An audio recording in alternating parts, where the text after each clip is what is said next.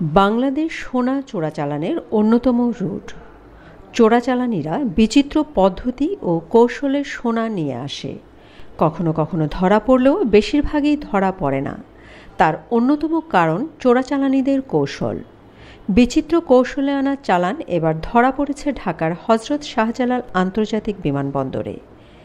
US Bangla এয়ারলাইন্সের BS346 নম্বর ফ্লাইটটি শুক্রবার 17 মে শাহজালাল বিমানবন্দরে অবতরণের পর সংযুক্ত আরব আমিরাতের শারজা থেকে আসা শহীদ মিয়া নামে এক যাত্রীকে আটক করে তল্লাশিতে এই সোনার চালান পাওয়া যায়। তার কাছ থেকে প্রায় 4.5 কেজি ওজনের স্বর্ণ উদ্ধার করেছে কাস্টমস গোয়েন্দা ও তদন্ত অধিদপ্তরের একটি টিম।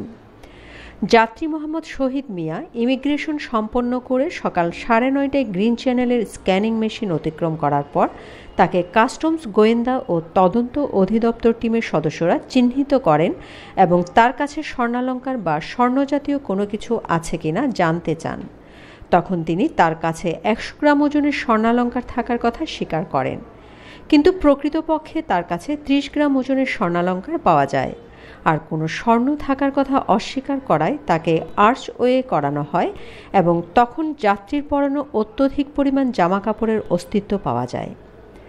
যাত্রীর জামাকাপড়ের ওজন অস্বাভাবিক মনে হয় ওই জামাকাপড় খুলে স্ক্যানিং মেশিনে স্ক্যান করা হয় এবং জামাকাপড়ের মধ্যে বিশেষভাবে লুকায়িত স্বর্ণের ইমেজের অস্তিত্ব পাওয়া গেলে যাত্রীকে কাস্টমস হলে নিয়ে আসা হয়। পরে স্বর্ণের পরিমাণ নির্ণয়ের জন্য যাত্রীর শরীরে পরিহিত 16 পিস কাপড়, যার মধ্যে শার্ট প্যান্ট 9টি, স্যান্ডো গেঞ্জি 6টি ও ফুল প্যান্ট 1টি, স্থানীয় স্বর্ণকারের মাধ্যমে যাত্রী ও বিমানবন্দরের দায়িত্বরত বিভিন্ন সংস্থার উপস্থিতিতে বিমানবন্দরের ক্যানোপি 1-এ নিয়ে পোড়ানো হয়।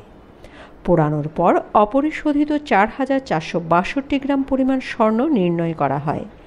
প্রাপ্ত মোট স্বর্ণের পরিমাণ দাঁড়ায় 4,492 গ্রাম বা 4.5 কেজি প্রায়।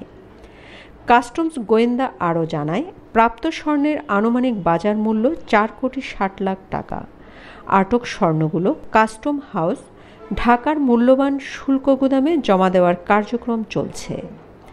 কাস্টমস আইন অনুযায়ী স্বর্ণসহ যাত্রীকে আটক এবং বিমানবন্দর থানায় তার বিরুদ্ধে ফৌজদারি মামলা করা হয়। Shamima Chowdhury Shammi, BNA news 24।